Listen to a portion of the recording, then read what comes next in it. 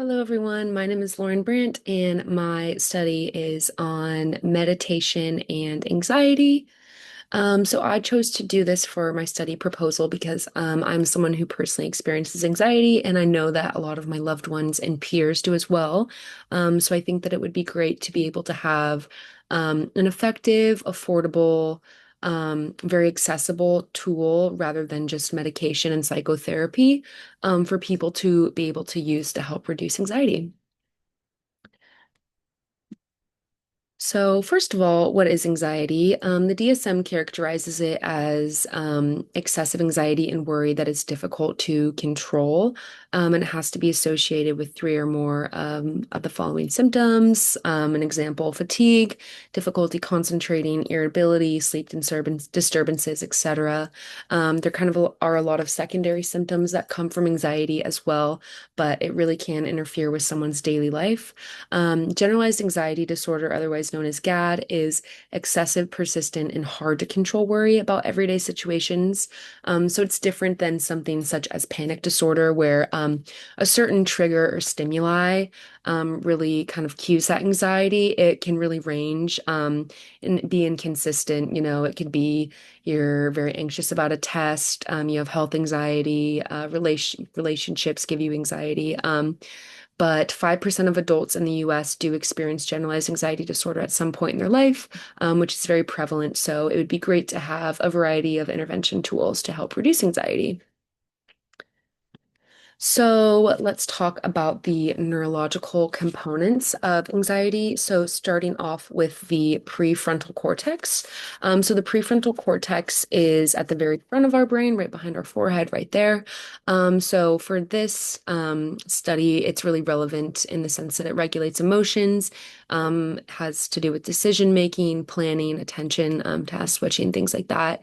Um, and when someone is anxious, the prefrontal cortex can really help you to step back and rationally evaluate a situation, which is a psychological term known as cognitive reappraisal. So you can decide, is this something I really need to be anxious about? Or is this, again, just that kind of excessive, persistent worry that, you know, doesn't really go away? And the system is really weak and underactive in people with bad anxiety. But research has found that meditation can help increase anxiety, increase activity, specifically in the ventral medial prefrontal cortex during anxiety provoking situations. And there have also been findings that there is greater prefrontal cortex activation for those who meditate frequently. So the next brain region is the amygdala, and the amygdala is part of the limbic system, and it's related to emotions and threat detection. Kind of like people call it the fear center, but it tends to overreact to situations that aren't actually dangerous. And with people with really bad anxiety, they're kind of always on the lookout for these threats, and intense anxiety, and it can give you very intense anxiety that's hard to turn off. The amygdala is kind of thought of as the emotional brain, whereas the prefrontal cortex is the rational brain. So the amygdala really hijacks the rational brain, and it's really why anxiety can feel super overwhelming, difficult to really control and turn off. But in people that meditate, there is a reduction in amygdala reactivity. So you're really less sensitive to stimuli and you have an easier time kind of tuning out that threat detection when it's going off when there's really not anything that you need to be anxious about. Um, it meditation also strengthens the connection between the prefrontal cortex and amygdala. Again, that rational emotional brain, they're, really synced up. So you want that connectivity to be strong. And they send signals to one another, also known as top-down processing. So next is the insula, and this helps us interpret our bodily signals. For example, your heart rate, breathing, tightness in your chest, kind of all things that people with anxiety might experience or be very attuned to. Um, And unfortunately, people with anxiety can become really hyper aware of these sensations. For example, if you have to give a presentation, you might notice your chest is getting really tight and your heart rate is increasing. You might become even more anxious. It's indicating to you something's wrong. There is some sort of threat, which can cause more anxiety, which is kind of causes a little bit of a negative feedback loop. But luckily, meditation does help you become more aware of these bodily sensation and increase interior insula activity. Again, just developing more awareness without having that alarm system. So the last area we're going to talk about today is the anterior cingulate cortex, the ACC. This is very deep in the brain and relates to attention, control, self-regulation, emotional regulation. And when someone has pretty bad anxiety, they are detecting the emotional conflict and trying to regulate their own stress response, which they don't do very effectively if their anxiety is pretty all-consuming. The ACC is really working overtime, but not functioning very optimally, meaning your emotional regulation skills might not be as great because there's this overwhelming sense of impending doom and the rumination, some of the symptoms of generalized anxiety. But the ACC in a lot of my research had the most consistent and dramatic findings. There was a study where people meditated for just 5 days, and there was a very significant increase in the ACC activity. Also, a lot of physical structural changes in the brain. For example, there was an increase in white matter connectivity with surrounding areas of the brain. So, here's just a little background on how EEG studies work, specifically when talking about anxiety. Um, so EEGs are kind of a cap with electrodes that go on your head and measure the brain waves in your head in hertz. So it measures 5 different waves, but the kinds that I'm focusing on for my study are beta waves, alpha waves, and theta waves. So beta waves are thought to be kind of the busy mind waves. These are the waves that are very active and prevalent when you're really overthinking, you're ruminating on something, there is a lot of mental chatter. Again, you're overactive prefrontal cortex and amygdala are firing, a lot of threat detection, and maybe not communicating so effectively. Alpha waves are thought of as kind of calm and focused.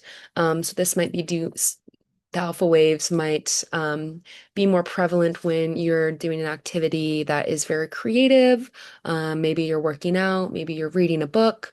Um, you're calm. Sometimes people say when you're on the verge of sleep, kind of that like you're still conscious but very relaxed feeling. Those are your alpha waves. So your prefrontal cortex is firing effectively and your amygdala is quieted. Theta waves are deep relaxation. So this is when you're deeply meditating or sleeping. These theta waves, that's when they're the most significant. And the ACC and insula are very calm and processing your bodily sensation and external stimuli effectively. So, the big question for my study is, can 20 minutes of mindfulness-based meditation a day reduce anxiety in students at Santa Clara University? Specifically, how does meditation impact certain regions of the brain, such as prefrontal cortex, amygdala, or ACC? What does a reduction in anxiety actually look like in the brain, and how does this impact the symptoms of anxiety? So, for my study, I want to recruit 100 undergraduate students at Santa Clara University. Then I will randomly assign them to 2 different groups, um, either a control group or experimental group. The experimental group will do a mindfulness meditation every day for 20 minutes. It's a pre-recorded audio, and the control group will do a progressive muscle relaxation. Um, Pre-recorded 20-minute audio every day. I wanted to do an active control for this experiment because I do want both groups to experience some sort of relief from their anxiety, and there is research that PMR is effective in doing so, just not as effective as mindfulness-based meditation. And also, it will kind of control for attrition rates, dropout rates. I don't want those to be high. If people go into a study on anxiety and meditation thinking they're going to get some relief, and then they get put in a control group that doesn't do anything.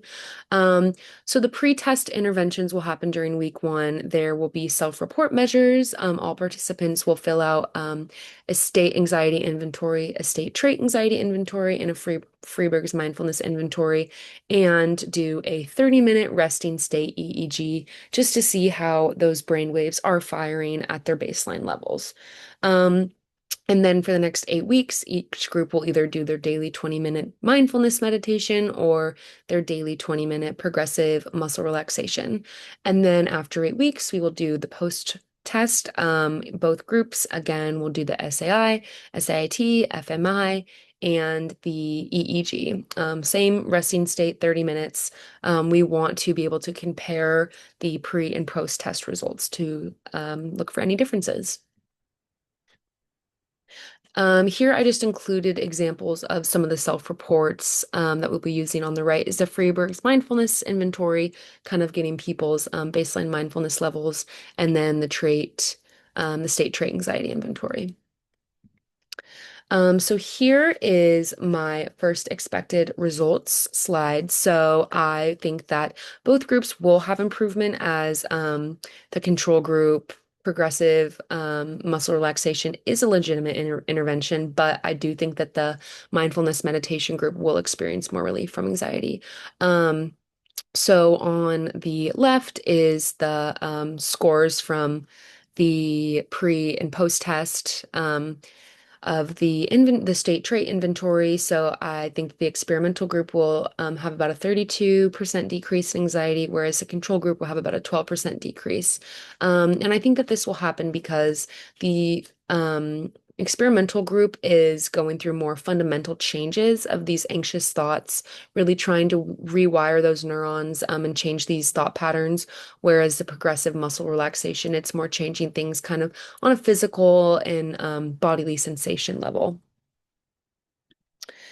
So next, I on the left have a graph about the changes in alpha power. Again, that's that calm focus. So I think that the experimental group will have a 3 times increase in the alpha power waves. Because you're meditating every day, you really have that attention to breath nailed down. You're really strengthening these brain circuits and tapping into this calm focus. And then on the right, this graph shows the correlation between brain changes from the alpha waves and anxiety reduction. So the dots represent some of the participants, and the x-axis is an increase in alpha, and a y-axis is decrease in anxiety. So this graph shows a strong negative correlation, meaning that alpha waves are the mechanisms that do increase anxiety. So, looking forward, as anxiety rates are only continuing to decrease, not only in the US, but worldwide. And unfortunately, not everyone has insurance, access to therapy, access to medication. Um, but luckily, meditation, there's a lot of research that it is a very effective strategy to and skill to build to really reduce anxiety. It's free, it can be used anytime. For this study, particularly, I wanted to do college students because, there's a lot of life changes going on and it can be a hard time during your life. So just doing 20 minutes a day of mindfulness meditation could really have a big impact on reduction anxiety. And it seems to really change the brain or structurally. The connectivity between regions of the brain is a lot stronger, and there's an increase in white matter. Um, Mindfulness meditation is really proving to be a promising treatment option, but it does need more research. For example, I'd like to see more about what length and frequency of meditation is the best.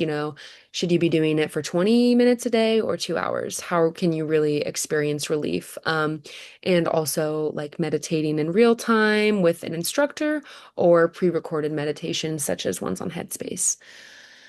Um, yes, that is my presentation. Thank you very much for listening.